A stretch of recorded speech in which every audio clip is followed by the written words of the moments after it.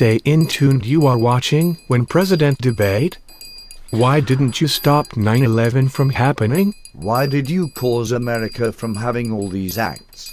Drowning us with your alphabet soup. Aren't you using them?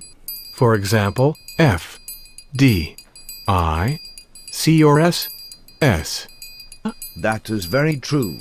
But you yet haven't answered my question. Well, I caused America to have so many acts because we were in Great Depression.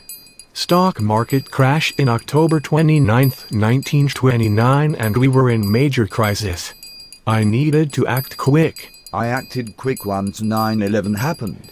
I knew in the back of my mind that it was Osama bin Laden because at that time America supported Israel. Well, I did not know that. Not every president is perfect. We all have the same mission.